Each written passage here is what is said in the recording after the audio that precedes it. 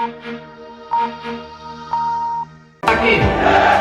भारत माता की वंदे वंदे वंदे। जनपद बागपत की लगभग 350 करोड़ रुपए की परियोजनाओं के लोकार्पण, शिलान्यास और लाभार्थी परक योजनाओं के लाभार्थियों को प्रमाण पत्र वितरण के आज के इस कार्यक्रम में मंच पर उपस्थित यहां के लोकप्रिय सांसद पूर्व केंद्रीय मंत्री डॉक्टर सतपाल सिंह जी, प्रदेश सरकार में मेरे सहयोगी मंत्रीगण, इस बड़ौद विधानसभा क्षेत्र से लोकप्रिय विधायक और प्रदेश सरकार में मंत्री श्री केपी मलिक जी, जिले के प्रभारी मंत्री श्री जसवंत सैनी जी, भारतीय जनता पार्टी के क्षेत्रीय अध्यक्ष श्री सत्येंद्र सिसोदिया जी, सभी विधानसभा क्षेत्रों से उपस्थित मेरे उपस्थित भाइयों और बहनों, अभी शारदीय नवरात्रि और विजयादशमी का पावन आयोजन संपन्न हुआ है।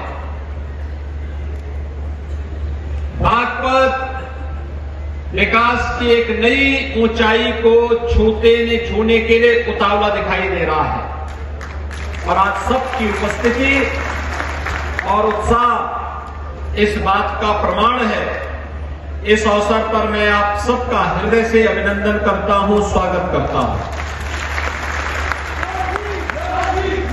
मैं किसानों के मसीहा पूर्व प्रधानमंत्री चौधरी चरण सिंह जी की स्मृतियों को भी नमन करता हूं। भाइयों बहनों, चौधरी साहब ने हमेशा इस बात को ध्यान दिया कि विकास, भारत के विकास की आधारशिला भारत के गांव है और भारत के विकास की धुरी गांव के विकास से प्रारंभ होती है। और याद करिए, जब 2014 में प्रधानमंत्री मोदी जी ने प्रधानमंत्री पद की शपथ ली तो उन्होंने भी यही कहा था, विकास का आधार व्यक्ति, जाति, मत और मजहब नहीं बनेगा, विकास की धुरी गांव, गरीब, किसान, नौजवान, महिलाएं, युवा और समाज के प्रत्येक वंचित गरीब तबके का व्यक्ति बनेगा। और आज उसके अनुसार विकास की योजनाओं को प्रभावी ढंग से लागू करने का कार्य किया जा रहा है। कि बिना भेदभाव के विकास की योजनाएं चल रही है और उसी का परिणाम है जब मुझे बहुत अच्छा लगता है जब बागपत का हमारा नौजवान सरकारी नौकरी में भी सर्टिफिकेट प्राप्त करता है और सरकारी नौकरी प्राप्त करता है, पुलिस में भर्ती होता है, तो मुझे अच्छा लगता है कि बागपत के नौजवान को पहले यह अधिकार मिलना चाहिए था। मुझे याद है जब मैंने उत्तर प्रदेश में 17 में मुख्यमंत्री पद की शपथ लेने के बाद चार्ज लिया था, तो भाइयों बहनों,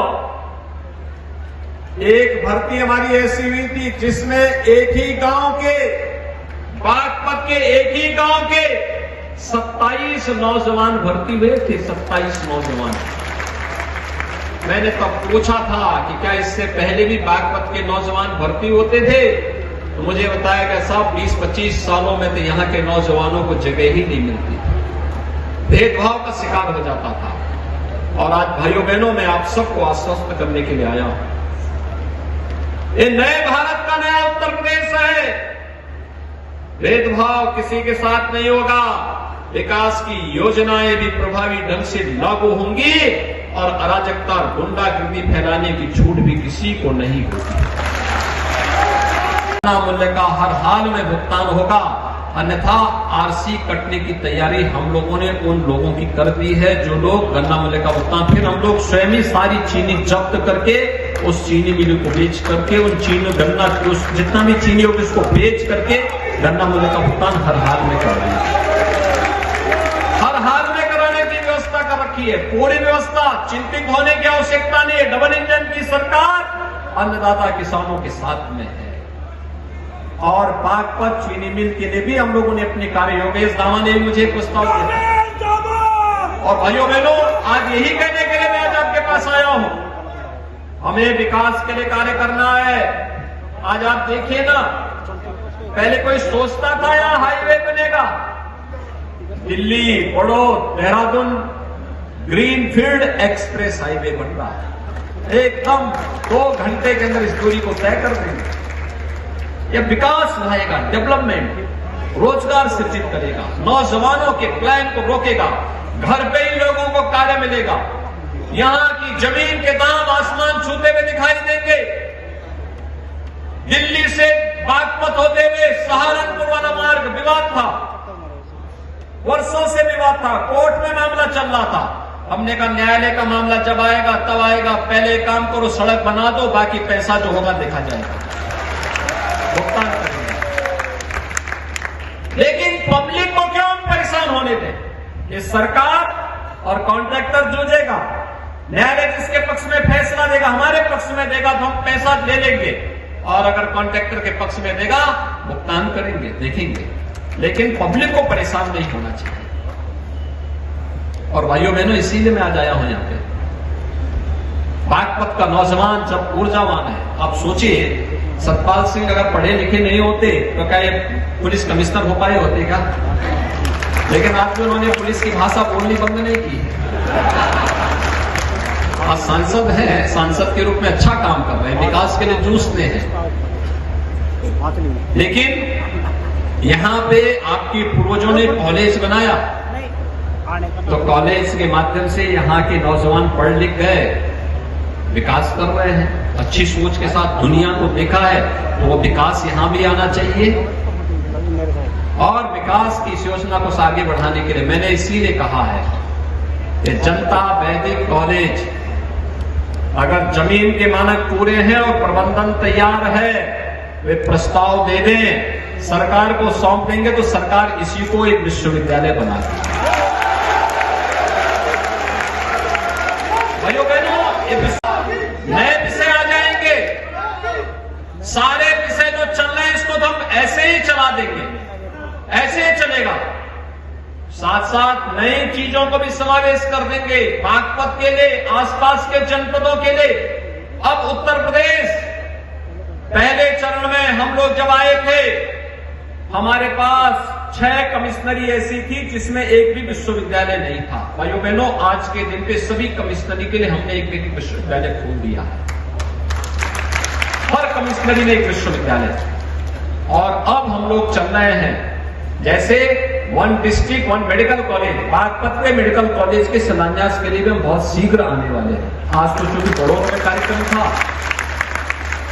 तो आज इसलिए बड़ौद में कार्यक्रम कर रहे हैं, तो बागपत के लिए भी तो कुछ चाहिए था, तो बागपत में भी आएंगे भाइयों बहनों, करेंगे। तो बागपत में, बड़ौद में विश्वविद्यालय होना बहुत आवश्यक है, यहाँ का प्रमुख कस्बा है। विकास की नए आयाम खोलेगा, आधुनिक विषयों को पढ़ने का अवसर मिलेगा, नौजवानों को और जगह नहीं जाना पड़ेगा, हमारा युवा यहीं पे अच्छी शिक्षा लेगा। और इसी को लेके आपने देखा होगा, अभी हमने बेटियों को टैबलेट दिए हैं, स्मार्टफोन दिए हैं। ऑनलाइन एजुकेशन के लिए, किसी भी प्रकार की कोचिंग की तैयारी करने के लिए, डिजिटल लाइब्रेरी के साथ जुड़ने के लिए, प्रतियोगी परीक्षाओं की तैयारी करने के लिए ये टैबलेट स्मार्टफोन उनके लिए सहायक के रूप में काम करेगा। सारा प्रोग्राम उसके साथ जोड़ करके उन्हें उपलब्ध करा दिया गया है। अभ्युदय कोचिंग चलाई जा रही है। हमारा नौजवान कोचिंग के लिए उसको कहीं देश और दुनिया में नहीं भटकना पड़े, ऑनलाइन एजुकेशन के माध्यम से उसको ये सारी सुविधाएं उपलब्ध हो सकती है। और उसको ये उपलब्ध करवाने के लिए आज प्रदेश में हम 2 करोड़ युवाओं को टैबलेट और स्मार्टफोन देने का कार्य कर रहे हैं। 2 करोड़ युवाओं को, भाइयों बहनों, ये 2 करोड़ लोग, ये 2 करोड़ युवा तकनीकी दृष्टि से सक्षम हो जाएगा। और तकनीकी दृष्टि से जब सक्षम होगा तो भाइयों बहनों, इसका लाभ देश को मिलेगा, समाज प्रगति के पथ पर अग्रसर होगा, विकास की प्रक्रिया के साथ तेजी के साथ आगे बढ़ने की तैयारी होगी। और उसीलिए हम चाहते हैं कि जनता वैदिक कॉलेज जमीन की, भूमि की सभी मानकों को अगर पूरा करता है, प्रबंधन प्रस्ताव बना करके हमें उपलब्ध करवा दें और प्रदेश सरकार बाकी पैसा लगाएगा और विश्वविद्यालय का एक भव्य रूप आपको पहले साल में उपलब्ध होगा। कोई नया करना ही नहीं है, सब कुछ औपचारिकताएं आपके पूर्वजों ने पहले से करके रखी हुई है। बस थोड़ा सा आगे बढ़ करके प्रयास करना होगा, एक नयापन आएगा, नई चीजें देखने को मिलेंगी। हमें विकास की सोच के साथ आगे बढ़ना ही पड़ेगा। और भाइयों बहनों, विकास की उसी सोच को आगे बढ़ाने के लिए आज मैं यहां पर आया हूं। मुझे बहुत अच्छा लगा कि बागपत में आज विकास के बारे में लोगों के मन में एक जागरूकता पैदा हुई है। लोग तेजी के साथ आगे बढ़ना चाहते हैं, दुनिया की तरह आगे बढ़ना चाहते हैं। अब हम केवल अपने गांव, अपने घर तक सीमित नहीं रहेंगे, बल्कि दुनिया को लाके यहां बताएंगे। खेती बाड़ी सीखनी है तो आइए बागपत में आइए, यहां का गन्ना जाकर के देखिए, थोड़ा दुनिया देखेगी यहां के किसानों के चमत्कार को। यहां का किसान, अन्नदाता किसान भी तो सम्मानित होना चाहिए, उसके पुरुषार्थ और उसके परिश्रम को भी तो सम्मान मिलना चाहिए। यहां की कारीगरी को भी तो सम्मान मिलना चाहिए। यहां के शूटर को भी तो वैश्विक मान्यता मिलनी चाहिए। यहां के साथ खिलवाड़ करने की छूट नहीं देंगे और जो भी खिलवाड़ करेगा उसकी कीमत चुकाएगा। किसी किसान की संपत्ति पर कोई जबरन कब्जा नहीं कर पाएगा, किसी व्यापारी का कोई जबरन उत्पीड़न नहीं कर पाएगा। जो करेगा उसकी कीमत ब्याज सहित उसको चुकानी पड़ेगी।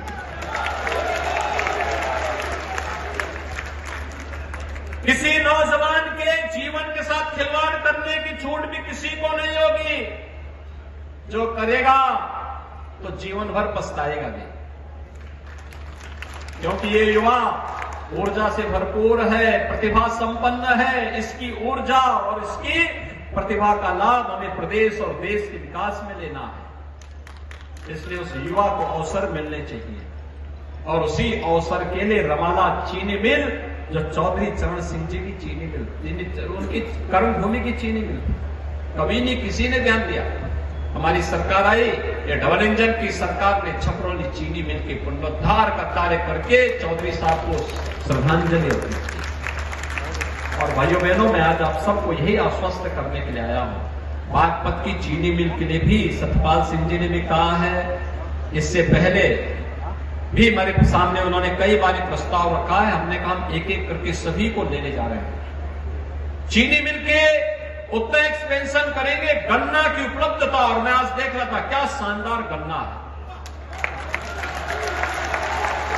और भाइयों बहनों, याद रखना, जब हम 2017 में आए थे तब 2010 से गन्ना मूल्य का भुगतान नहीं हुआ था। आज तो हम हर साल गन्ना मूल्य का भुगतान करा रहे हैं, दबाव बनाया जा रहा है। कोरोना कालखंड में भी देश और दुनिया की चीनी मिलें बंद हो गई, हमने चीनी मिलें तब भी चलाई कि हमारा अन्नदाता किसान परेशान न होने पाए। और मैं यही आश्वस्त। प्रदेश के मुखिया योगी आदित्यनाथ बागपत पहुंचे और उन्होंने सभा को संबोधित किया। उन्होंने यहां पर एक बहुत बड़ी घोषणा की है कि जिस प्रांगण में उन्होंने जिस सभा को संबोधित किया, उन्होंने कहा है कि ये जनता वैदिक महाविद्यालय और उसकी जो है समिति अगर अपने नॉर्म्स पूरे कर लेती है तो वो इसको बागपत के लिए एक विश्वविद्यालय की सौगात देंगे। उसी में उन्होंने आज यहाँ पर यह भी कहा कि जब से उनकी सरकार आई है उन्होंने गुंडा राज को ख़त्म कर दिया है। उसी के आधार पर यहाँ पर उन्होंने आज 351 करोड़ की 311 परियोजनाओं का जो है वो शिलान्यास किया है। और यहाँ पर तमाम युवाओं को जो है उन्होंने जो है मेधावी छात्र छात्राओं को सम्मानित भी किया है, जो स्वरोजगार कर रहे हैं, अच्छा काम कर रहे हैं, किसान है, व्यापारी है, उनको भी उन्होंने जो है मंच से आज सम्मानित किया है। अमित शर्मा, जनवाणी न्यूज़, बागपत।